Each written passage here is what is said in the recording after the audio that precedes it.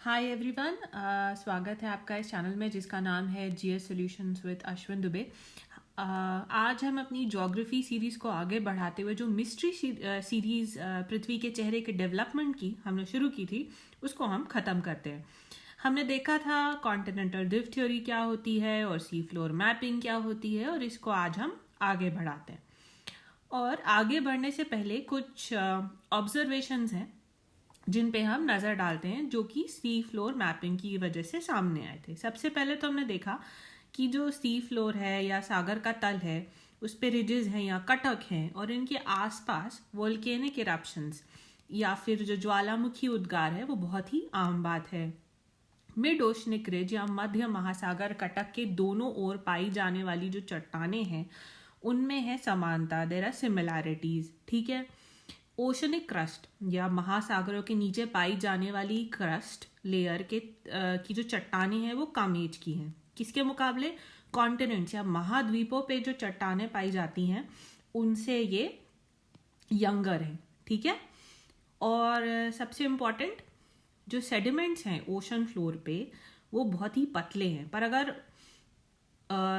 Oceans और continents या महासागर और महाद्वीप उनकी उम्र एक ही है तो ये सेडिमेंट की लेयर पतली क्यों है? ठीक है। ये सारे सवाल थे, ये ऑब्जर्वेशंस थे जिनकी वजह से पता चला कि सी फ्लोर या सागर का जो तल है वो स्प्रेड हो रहा है, उसमें विस्तार हो रहा है। और इस थ्योरी की वजह से कॉन्टिनेंट्स और ओशंस की बनावट और उनके पास प्रेजेंट और फ्यूचर पे फिर से रिसर्च बढ़ गई। 1967 में मैकेंजी और पार्कर करके बंदे थे, इन्होंने बहुत सारा रिसर्च करके नया कॉन्सेप्ट निकाला जिसका नाम है प्लेट टेक्टोनिक्स थ्योरी। ठीक है। और क्या है ये थ्योरी, ये हम एक छोटे से एनिमेशन से समझने की कोशिश करते हैं। देखिए, पिछले ज्योग्राफी सीरीज के वीडियो में हमने बात की थी कि कैसे अर्थ के अलग अलग लेयर्स हैं। ठीक है। तो प्लेट टेक्टोनिक्स थ्योरी के मुताबिक पृथ्वी का लिथोस्फियर या अपर मोस्ट लाइफ सपोर्ट करने वाला जो लेयर है वो बहुत सारी कॉन्टिनेंट साइज या महाद्वीप जितनी बड़ी प्लेट्स में बटा हुआ है। और ये प्लेट्स लगातार मूव कर रही हैं, लेकिन ये बहुत धीरे धीरे मूव कर रही हैं, लगभग 1 से 2 इंच हर साल। इसलिए कई सालों तक साइंटिस्ट ने ना ये नोटिस किया और ना ही जब अपने वेगनर भैया ने बोला तो किसी ने माना। वेगनर कौन है या पिछले वीडियोस में जाके देख सकते हैं। पर धीरे धीरे क्या हुआ, ये जो टीम्स में बटे हुए थे लोग, इनको सबूत मिलते गए जो वेगनर की बात पे जोर डालते गए। ठीक है। किस प्रकार के सबूत थे? देखिए हुआ क्या, 1950 और 60 के दशक में या 1950s और 60s के दौरान महासागरों के तल पे बहुत से क्रैक्स या दरारों का पता चला जिनसे मैग्मा बाहर आता था। इनको डाइक्स बोलते हैं बाय द वे। और यही मैग्मा जमकर नए पत्थरों का या चट्टानों का निर्माण करता है। इनके दोनों तरफ जो है सॉलिडिफिकेशन होता जाता है और यही नई रॉक फॉर्मेशन का कारण होते। इसके साथ साथ एक और चीज हुई। वो क्या हुआ, वैज्ञानिकों ने दुनिया भर में भूकंप और ज्वालामुखियों के स्थान का मानचित्रण करना शुरू कर दिया, मतलब वर्ल्ड मैप पे इनको प्लॉट किया। और उन्होंने पाया कि इनकी लोकेशन एक पैटर्न फॉलो करती है और ये पैटर्न उस मानचित्र या मैप की आउटलाइन से मेल खाता है जो वेगनर ने बताया था अपने पैंजिया वाली थ्योरी में।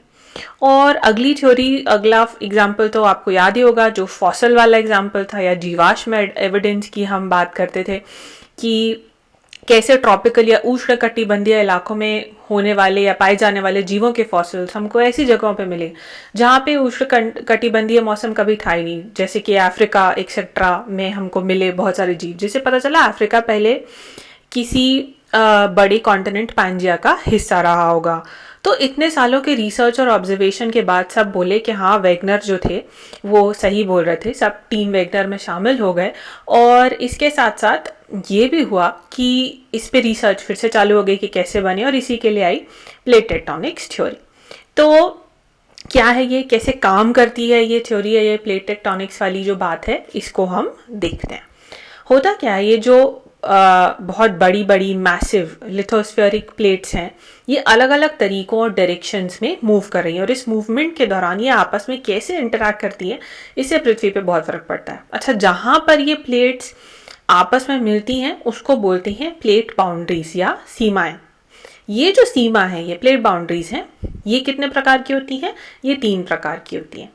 पहली होती है कन्वर्जेंट बाउंड्रीज या अभिसरण सीमा, जहां जो प्लेट्स हैं वो एक दूसरे की तरफ मूव कर रही हैं।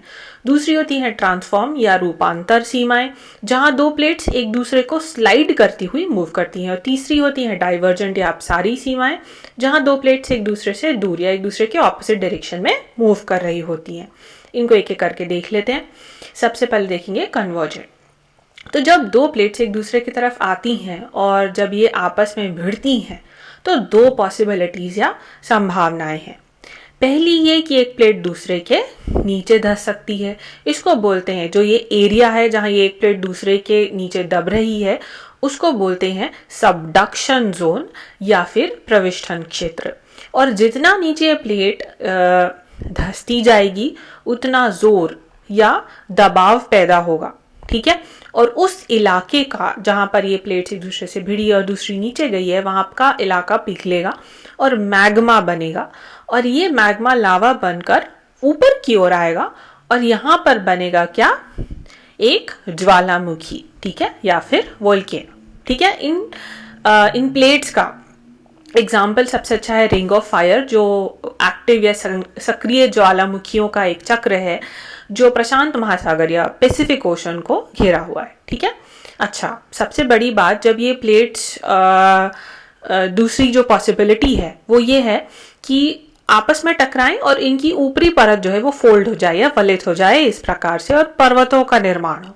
हमारा जो हिमालय है इसका सबसे अच्छा उदाहरण है। ये यंग फोल्ड माउंटेन्स हैं और क्योंकि ये जो प्लेट्स हैं ये अभी भी मूव हो रही हैं तो ये अभी भी बढ़ रहे हैं। इस वक्त माउंट एवरेस्ट की जो हाइट है वो है 29,000 फीट और ये अभी भी बढ़ रही है, इसने बढ़ना बंद नहीं किया। अच्छा, वैसे तो ये जो प्लेट्स हैं, जो कन्वर्जेंट प्लेट्स हैं या कोई भी प्रकार की प्लेट्स हैं, इनका जो मूवमेंट होता है ये बहुत ही धीमा है। मतलब हमको इतना ऑब्जर्वेंट नहीं होता, हमको पता नहीं चलता है। लेकिन जब ये बहुत ज़्यादा दबाव डालती हैं एक दूसरे पे तो भूकंप की स्थिति आती है, ठीक है। और वो एक मौका है जब हमको पता चलता है। अच्छा, भूकंप एक और प्रकार की बाउंड्री में क्रिएट होता है जिसको हम बोलते हैं रूपांतर सीमाएं या फिर ट्रांसफॉर्म बाउंड्रीज। ये ट्रांसफॉर्म बाउंड्रीज क्या होती है, अब हम ये भी देख लेते हैं, ठीक है। तो रूपांतर सीमाएं या ट्रांसफॉर्म बाउंड्रीज होती हैं जब दो प्लेट्स एक दूसरे के पास स्लाइड करती हैं, ठीक है। अच्छा, जब ये स्लाइड करती हैं तो ज़रूरी नहीं कि बिल्कुल अच्छा आराम से स्मूथली स्लाइड कर जाएं। तो ये क्या करती हैं, ये क्रैक्स या फॉल्ट या भ्रंश का निर्माण करती हैं। इस वजह से बहुत दबाव क्रिएट होता है क्योंकि ये भ्रंश या फॉल्ट लाइंस में एक दूसरे के पर फंस सकती हैं, ठीक है। और जब ये फाइनली इस जो फसाव है इससे मूव हो पाती हैं, इससे एक दूसरे से छुटकारा पाके मूव होती है ना, इस वजह से आता है भूकंप, ठीक है। सैन एंड्रियास जो भ्रंश है या फॉल्ट लाइन है वो दुनिया की सबसे बड़ी रूपांतर सीमा या ट्रांसफॉर्म बाउंड्री का उदाहरण है। हम आगे बढ़ते हैं। डाइवर्जेंट या अपसारी सीमा देख लेते हैं। ये वो प्लेट्स हैं जो एक दूसरे से दूर या ऑपोजिट डायरेक्शन में मूव होती हैं। अच्छा, अगर ये मूवमेंट जमीनी इलाकों में हो रहा है इनके बीच तो एक बड़ी रिफ्ट या दरार बनेगी, ठीक है। और ये जो दरार है इसका सबसे अच्छा एग्जाम्पल है east African great rift valley जो लेबनान से मोजाम्बिक तक दौड़ रही है। अच्छा, अगर ये जो मूवमेंट है सेम हम रिफ्ट बन रही है, लेकिन ये रिफ्ट अगर बन रही है पानी के या ओशनिक क्रस्ट के ऊपर तो ये बहुत पतला होता है क्रस्ट, तो क्या होगा, नीचे से जो मैग्मा है वो सीप हो जाएगा, वो लीक होगा, वो ऊपर की ओर आएगा लावा बन के, ठीक है। और ये जमकर पर्वतों का या सॉलिडिफिकेशन के बाद पर्वत श्रृंखला का निर्माण करेगा। इसका सबसे अच्छा उदाहरण है मिड अटलांटिक रिज, जो कि मिड ओशनिक रिज, सॉरी, ये मध्य महासागरीय कटक है। इसका एग्जाम्पल बहुत अच्छा, ये दुनिया की सबसे लंबी पर्वत श्रृंखला है एक्चुअली। और अब हम नज़र डालते हैं दुनिया की कुछ इम्पॉर्टेंट इस तरह की प्लेट्स पे, और इनमें एग्जाम्पल्स भी हैं। जैसे फॉर एग्जांपल देखिए, इंडियन प्लेट जो है और जो यूरेशियन प्लेट है ये कन्वर्जेंट प्लेट्स हैं, यानी ये एक दूसरे की तरफ मूव होके बड़ी हैं। और यहाँ पे देखिए, जहाँ ये बाउंड्री है यहाँ पे हिमालयों का निर्माण हुआ। ये साउथ अमेरिकन प्लेट और जो अफ्रीकन प्लेट है ये है डाइवर्जेंट, यानी ये एक दूसरे से ऑपोजिट डायरेक्शन में मूव हुई। और जो पैसिफिक प्लेट है और नॉर्थ अमेरिकन प्लेट है ये ट्रांसफॉर्म या रूपांतर है, ये एक दूसरे को स्लाइड करती हुई मूव करती हैं। ठीक है, तो ये बहुत ही शॉर्ट में और जल्दी से मैंने आपको प्लेट टेक्टोनिक्स थ्योरी समझा दी है।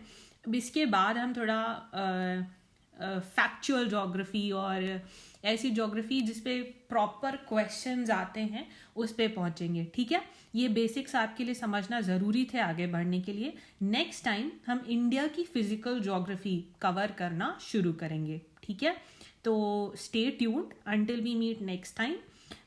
हमारे चैनल को सब्सक्राइब करना ना भूलें, बेल आइकन दबाना ना भूलें और सुरक्षित रहें, घर पर रहें एंड स्टे हैप्पी।